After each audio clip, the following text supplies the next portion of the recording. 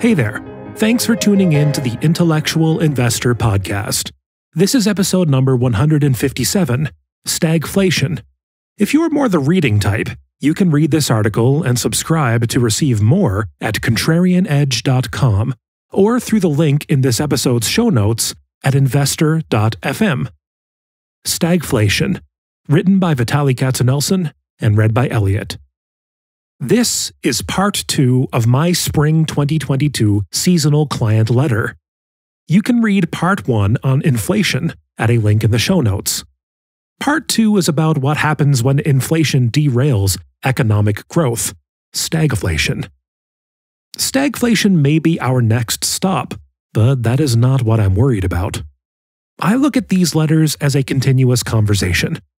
I've been having a conversation about inflation with IMA clients and my readers for a while, and you can catch up on my previous articles on this topic at a link in the show notes. In the last excerpt from my IMA client letter, I examined the new culprits that are causing inflation: rising interest rates, persistent supply chain issues, and China locking down cities, and climbing energy and fertilizer prices.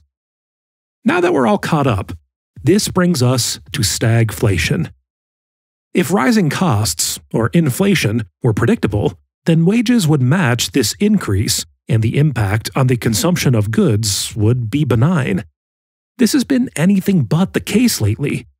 Though wages have risen 3 to 4%, they significantly lag official inflation numbers and are left in the dust by actual inflation.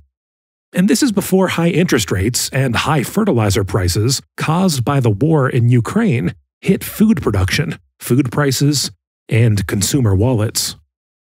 As inflation outpaces growth in wages, consumers find themselves poorer, and thus their ability to buy discretionary goods declines.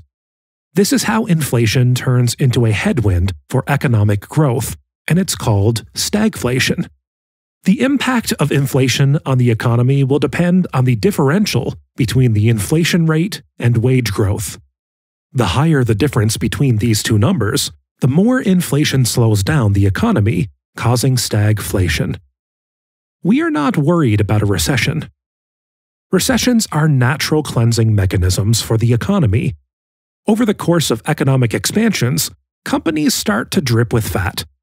Their processes loosen. They hire too many people. They accumulate too much inventory. Recessions are nature's diet plan for companies that need to shed some fat. Recessions are not fun, especially for those who lose their jobs, but historically, they have been short-term interruptions between economic expansions. To see what the economy and stocks will do during a high-inflation environment, you can look at what they did in the 70s and 80s. Or you can just look at the last 20 years and invert. Over the last 20 years, we had declining interest rates and low inflation, which in turn caused never-ending, with only short-term interruptions, appreciation of housing prices. This put extra money into consumers' pockets and drove prices of all assets up, especially stocks, which in turn boosted consumer confidence, as people felt wealthier and were encouraged to spend. Credit flowed like beer at a Saturday night fraternity party. Stock market multiples expanded. Despite government debt tripling, the interest payments on our debt as a percentage of the federal budget are near an all-time low. Low interest rates and government spending are stimulative. Now, invert all of that, and you get anemic long-term economic growth and contracting stock market multiples. The tailwinds of the past turn into the headwinds of the future. Over the last 20-plus years, every time the economy stumbled, Uncle Fed bailed it out. He lowered interest rates, injected the market with liquidity, and the economy and market were back to the races. The pain from which we were spared did not go away. It was being bottled up in a pain jar.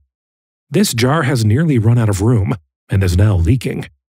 Today, to prevent inflation turning into hyperinflation, the Fed will have to do the opposite of what it is used to doing in the 21st century. It will be raising rates. I have been doing this long enough to know that the economy is a complex, self-adjusting mechanism, and thus the grim picture I have painted in this and previous articles may or may not play out. One should never underestimate human ingenuity. However, our job is to prepare for the worst and hope for the best. Since hope is not strategic, we are focusing all our energy on the preparing part. Considering that the .com 2.0 bubble still has plenty of room to deflate, we rifled through the wreckage and did not find anything we liked, high overall stock market valuations, and grim global economic picture, we are continuing to position our portfolio very conservatively. We have intentionally positioned the portfolio for a low-growth environment. The majority of our companies don't march to an economic drummer. In other words, their profitability should not change much if the economy goes through a protracted contraction or low real growth. Yes, the market is expensive and the economy is rife with uncertainty, but we don't own the market. We own carefully selected, high-quality, still undervalued companies. Thank you for listening. Inflation has been on everyone's mind these days. If you enjoyed today's episode and want to hear Vitaly's take on inflation, check out episodes 128, 129, and 140 of this podcast at investor.fm. Enjoy life and prosper.